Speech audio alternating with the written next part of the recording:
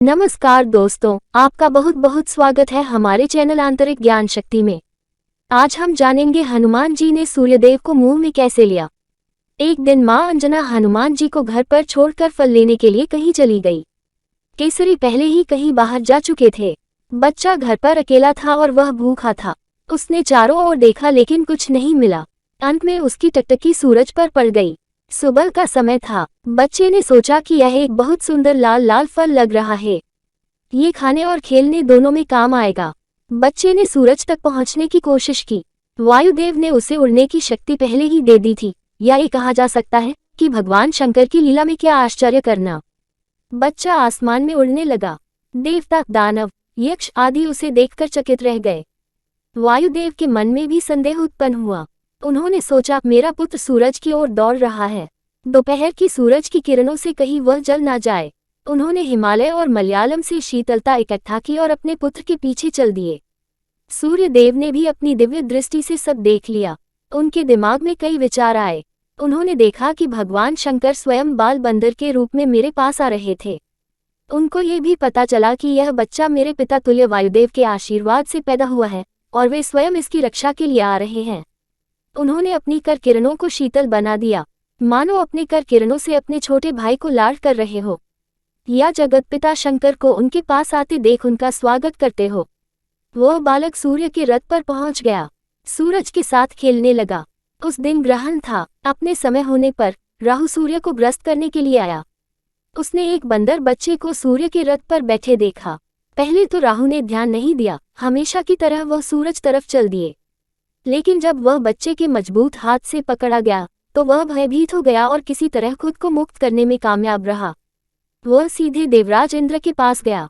उसने जाकर इंद्र से कहा, देवराज, आपने मुझे सूर्य ग्रहण का अधिकार दिया है, क्या आपने किसी और को यह अधिकार दिया है?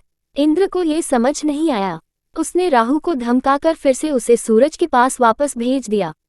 एक बार फिर राहु को देख बच्चे को उसकी भूख की याद दिला दी। उसने सोचा कि यह खाने के लिए अच्छी चीज है, बस वह राहु पर टूट पड़ा। इस बालक के तेज से राहु भयभीत हो गया और अपनी रक्षा के लिए इंद्र को चिल्लाने लगा। इंद्र ऐरावत पर चढ़कर और राहु की रक्षा के लिए दौड़ पड़े। ऐरावत को देखकर बच्चा राहु को छोड़ उसने ऐरावत को एक अच्छा सफेद फल समझा और उसे पकड़ने के लिए दौड़ा। अब इंद्र डर के मारे अपना वज्र फेंक दिया, जिससे बच्चे की बाईं ठुड्डी टूट गई। बच्चा घायल हो गया और पहाड़ पर गिरकर जूझने लगा। वायुदेव बालक को उठाकर गुफा में ले गए। वह इंद्र से बहुत नाराज हो गए और उन्होंने अपनी गति रोक दी। हवा बंद होने से सभी लकड़ी की तरह सख्त हो गए। तीनों लोकों में कोई हिलचल नहीं सकता था। सभी ने सांस रोक ली। देवता घबरा गए। इंद्र ब्रह्माजी के पास दौड़े। उस क्षण ब्रह्माजी पर्वत की गुफा में गए और अपने हाथ से उसे छूकर बालक को पुनर्जीवित किया।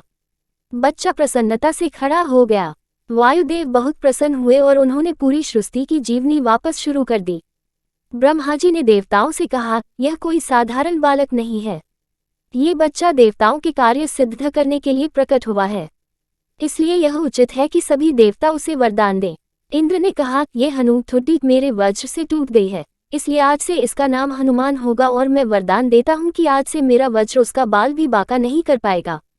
सूर्यदेव ने कहा, मैं उसे अपने तेज का शतांश देता हूँ, मेरी शक्ति से वह अपना रूप बदल सकेगा और जब वह शास्त्रों का अध्ययन करना चाहेगा तो मैं उसे शास्त्रों का अच्छी तरह से अध्ययन करा दूंगा। वह बहुत सारे महान वेदों को जानेंगे। वरुण ने उसे अपने पाश और जल से निर्भय होने का आशीर्वाद दिया। कुबेर जैसे देवताओं ने भी हनुमान को अपनी ओर से निडर बनाया। विश्वकर्मा ने अपने द्वारा बनाए गए दिव्यास्त्रों के साथ अविनाशी होने का आशीर्वाद दिया, जबकि ब्रह्माजी ने ब्रह्मज्ञान दिया और उन्हें दीर्घायु होने के साथ साथ ब्रह्मास्त्र और ब्रह्मपाश से भी मुक्त कर दिया। जैसे ही सब जा रहे थे, ब्रह्माजी ने वायुदेव से कहा, आपका पुत्र एक महावीर होगा, वह इच्छानुसार रूप धारण करेगा और मन के समान तीव्रगामी होगा। इसकी गति का कोई मुकाबला नहीं कर सकेगा। उनकी प्रसिद्धि अमर होगी और राम रावण युद्ध में वह राम के सहायक और उनके सबसे प्रिय होंगे। इस तरह हनुमान को आशीर्वाद देकर सभी देवता सीधे अपने अपने स्थान को चले गए। ये सब सुनकर अंजना और केसरी को जो खुशी हुई उसका वर्णन कौन कर सकता है। अगर आपको हनुमान जी की बचपन की यह कहानी पसंद आई है तो कृपया इसे लाइक शेयर सब्सक्राइब कीजिए।